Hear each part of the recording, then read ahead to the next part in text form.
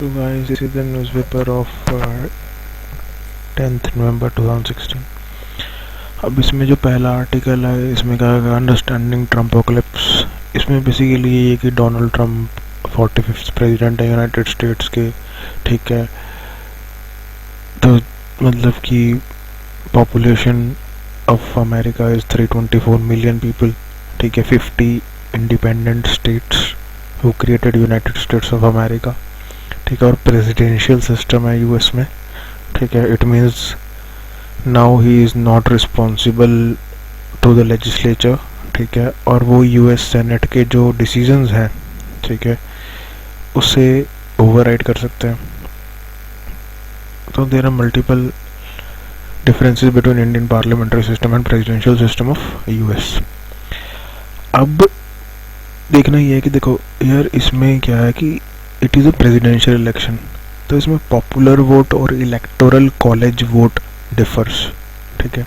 हर state की जो popular vote है मतलब उसकी पॉपुलेशन के हिसाब से उन्हें इलेक्टोरल कॉलेज के बंदे मिलते हैं, ठीक है। फिर वो इलेक्टोरल वोट देते हैं और इलेक्टोरल वोट डिसाइडेड होती है स्टेट वाइज। अब कुछ जो स्टेट्स हैं जिसमें पॉपुलेशन ज़्यादा है और कुछ जो स्टेट्स हैं उसमें पॉपुलेशन कम है, मतलब इट इज़ अंडरस्टूड। और जिसमें पॉपुलेशन ज़्यादा है वाइट्स की, ठीक है, उसमें तो ट्रम्प जीत गए हैं, ठीक है। लेकिन अदर जो पॉपुलेटेड एरियाज है उसमें हिलरी जीत गई हैं। टोटल जो वोटर टर्नआउट है दैट इज़ 48%, ठीक है, 48%। अब 48% में 46.6%, around 47% is for Hillary and rest is for 48% is for Trump and rest is for independent candidates, Sid Jerry है, ठीक है, other people। तो ऐसे वोटर्स बने मतलब कि अमेरिका में। तो वहाँ पे इलेक्टोरल कॉलेज वोट्स इस मतलब प्रेसिडेंशियल इलेक्शन के लिए देखिए 270 वोट्स चाहिए थी, ठीक है। द पर्सन मतलब the candidate who got 270 vote first he wins, ठीक है। तो 538 टोटल वोट्स हैं, ठीक है। तो उसमें से 270 जिसे 50% प्लस 1, ठीक है, 51% से मिली, ही और शी विंस। पॉपुलर वोट तो ज़्यादा मिली है हिलरी क्लिंटन को, बट इलेक्टोरल कॉलेज की जो वोट्स हैं वो ट्रम्प को मिली है ज़्यादा। There are some swing states, मतलब जो इधर उधर जैसे स्विंग की डोलती रहती हैं, ठीक है। तो वो स्टेट्स जैसे फ्लोरिडा है, मिशिगन है, ओहायो है, पेंसिल्वेनिया है, ठीक है। तो सारी जो स्विंग स्टेट्स हैं उसमें ट्रम्प गॉट विक्ट्री, ठीक है। और मतलब ये कहा जाता है कि अमेरिका में इट्स एंटी इनकम्बेंसी जो फैक्टर है वोटर्स का, वो एंटी इनकम्बेंसी की जो पहले है उसके बाद अगर री इलेक्ट हो जाए ओबामा की तरह, उसके बाद वो पार्टी नहीं आती। डेमोक्रेट्स रिपब्लिकन्स ऐसे चलता है आफ्टर हर 4 years और 8 years if any president got री इलेक्टेड। ओबामा के टाइम 63% वोट्स मिली थी ओबामा को, ठीक है। तो ये चीज़ है। लेकिन यार ट्रम्प जब जीता, जब पॉपुलर वोट से नहीं ज़्यादा मिले तो लोगों में थोड़ा बहुत रोष भी था, ठीक है। Some people who are supported him they are very happy.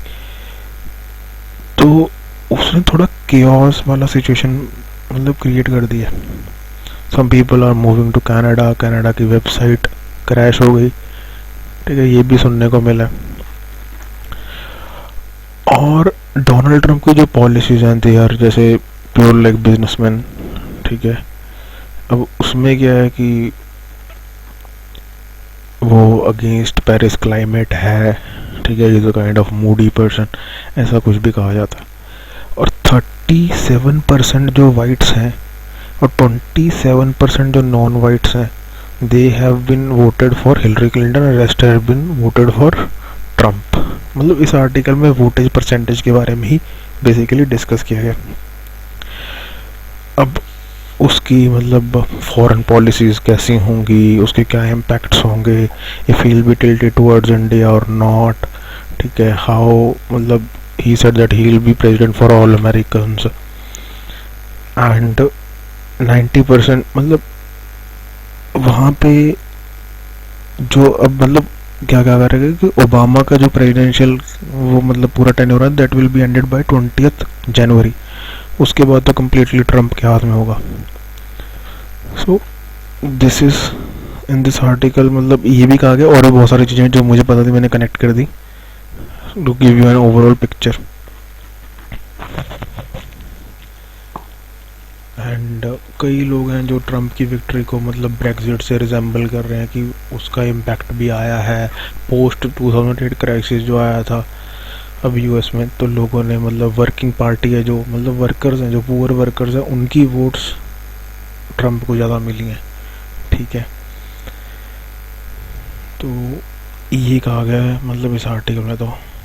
And the second article the demonetization one, जिसका मतलब सारे इंडिया को भी पता है कि भाई क्या हुआ है, जो 500 और 1000 के नोट बंद कर दिए गए हैं।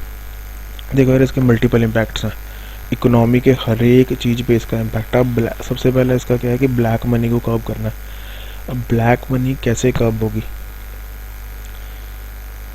जो ब्लैक इकोनॉमी है ना, मतलब वर्ल्ड बैंक ने 2007 में कहा था कि इंडिया का जो 23.2% ऑफ जीडीपी है ना दैट इज़ ब्लैक। और क्राइसिल जो हमारी क्रेडिट रेटिंग एजेंसी है उसने कहा कि इंडिया का $479 बिलियन ब्लैक में है।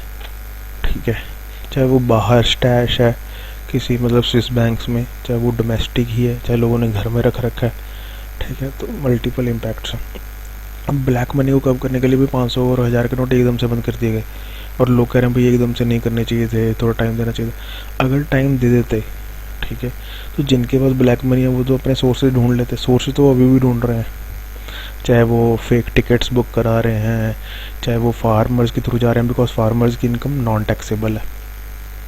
ठीक है, चाहे वो नेक्सस बना रहे हैं बैंक मैनेजर्स के साथ कि अलग अलग अकाउंट्स में हमारे 2.5 लाख करके डाल दो। ठीक है, मतलब मल्टीपल वेज हैं यार।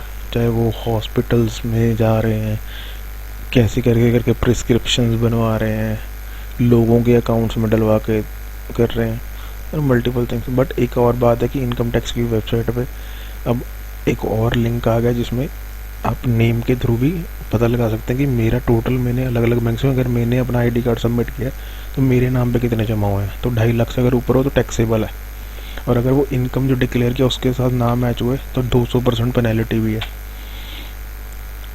ठीक है, पर इससे लोगों को ये इश्यूज भी आए। अब जिनके पास आईडी कार्ड्स नहीं है, बहुत सारे बंदे जिनके पास आईडी कार्ड्स नहीं है, जिनके बैंक अकाउंट्स नहीं है। ठीक है, अब जनधन योजना में बहुत सारे बैंक अकाउंट खुले, 0 रुपीज़ पे भी खुले, लेकिन अब उनमें पैसा जाएंगे। देखो पॉजिटिव्स और नेगेटिव्स दोनों होते हैं, और ब्लैक इकोनॉमी को कर्व करने के लिए ऐसा सरप्राइजिंग इफेक्ट चाहिए। और शॉर्ट टर्म में हम जैसे लोगों को जो कि मतलब साफ सुथरे बंदे हैं उनको इशू तो होगा ऑन द स्पॉट कि हाँ भाई लाइनों में खड़े होने पड़ रहा है। जो हमारे घर में मतलब सीनियर सिटीजन हैं उनको लाइन्स में खड़े होने पड़ रहा है, और मतलब कम्बरसम प्रोसेस भी है। बैंक एम्प्लॉयज़ को भी ज़्यादा देर काम करना पड़ रहा है 8 to 8। ठीक है, और जो नई करेंसी आई है उसकी जगह अब उस पर भी अराउंड 12,000 करोड़ रुपीस मिंटिंग के लिए जो खर्च होंगे। ठीक है, और कितना इसका ओवरऑल बेनिफिट होगा ये तो बाद में रिपोर्ट आएगी। लेकिन इससे असली हिट कौन होंगे? जो टेरर ऑर्गेनाइजेशन है। ठीक है, जो काउंटर फिटिंग करेंसी लेकर मतलब कि नकली नोट छाप छाप के बॉर्डर्स पे इंडिया में भेज रहे हैं। ठीक है, बेनामी ट्रांजैक्शंस वालों को बहुत, हवाला ट्रांजैक्शंस को वालों को बहुत इशू होगा। रियल एस्टेट का जो बिजनेस है वो 30% मतलब ड्रॉप होने की, अप्रॉक्सीमेटली ड्रॉप होने की शंका है। मतलब स्टॉक्स भी गिर रहे हैं क्योंकि उधर से मतलब डोनाल्ड जे ट्रम्प की विनिंग की किसी ने प्रेडिक्शन नहीं की थी, और इधर से इंडिया में डिमोनेटाइजेशन हो गई है, तो मतलब स्टॉक्स भी काफ़ी गिर रहे हैं। अराउंड 300 और 400 पॉइंट्स सेंसेक्स गिर चुका है। और लोगों ने ना काफ़ी तरीके ढूंढ लिए हैं ब्लैक मनी को मतलब एडजस्ट करने के लिए। जैसे कि 31,000 अप्रॉक्स 8 तारीख को मॉर्निंग में 31,000 के करीब था मतलब सोना। रात को लोगों ने मतलब 45 हज़ार पर 10 ग्राम्स भी खरीदा है। ठीक है, कि कैसे ना कैसे ब्लैक मनी को वाइट कर लो। जो बंदे टिकट खरीदें 10-10 हज़ार रुपये की, मतलब वो तो अब रेलवे नहीं कर देगा, 10,000 से ऊपर टिकट ही नहीं खरीद सकते। लेकिन लोगों ने बड़ी टिकटें खरीदी और उसको बाद में कैंसिल करा के जितना कटता था कटने दो, जो भी ब्लैक था वो वाइट हो जाता था। ठीक है। लेकिन अब रेलवे मिनिस्ट्री ने भी जारी कर दिया कि वो उस 10,000 की टिकट से ऊपर भी जो होगी that will B through banks. And अब रियल एस्टेट का जो बिजनेस है उस पर अभी कोई कर्व नहीं लगाया है, ठीक है। उस पर भी लगाना चाहिए कि अगर रियल एस्टेट कोई ख़रीदता है तो वो बैंक के थ्रू या चेक्स के थ्रू हो। गोल्ड में भी यही होना चाहिए, क्योंकि यहाँ पे असली ब्लैक मनी को एडजस्ट, बड़ी बड़ी ब्लैक मनी के जो गद्दियाँ हैं वो यहाँ पे एडजस्ट हो रही हैं, ठीक है। अब एग्रीकल्चर फार्मर को पकड़ लो, उनको पैसे दे दो और उनके अकाउंट्स में जमा करा दो, क्योंकि वो तो नॉन टैक्सेबल है, इनकम टैक्स में आ नहीं रहे उसके मतलब वेब के अंदर। लोगों को बड़ी परेशानी हो रही है। थोड़ा सा इंफ्रास्ट्रक्चर थोड़ा और स्ट्रॉन्ग होता तो बेटर था। अब देखो यार, तीसरी बार हुई है ये डीमोनेटाइजेशन, पहले 1946 में, फिर 1978 में, नाउ इन 2016। तो ये आर्टिकल इन चीज़ों के बारे में बताता है। अब लेकिन एक और इशू है कि 2000 रुपये का नोट क्यों लाया गया, बिकॉज उससे इनकम इनक्वालिटी भी बढ़ती है, ठीक है। और जो करप्शन है, अगर 2-2 हज़ार के नोट में तो भाई गद्दी पतली होगी ना, तो दिखना मतलब वो कम एस्केलेट होंगी चीज़ें, जैसे ही कहा जा रहा है, मतलब प्रेडिक्शन जैसे है। तो वो क्यों लाया गया, मतलब ये तो धीरे धीरे पता चलेगा। तो this is the article method of the shock therapy. So I think 2 articles we have been done of 10th November. Thank you very much guys.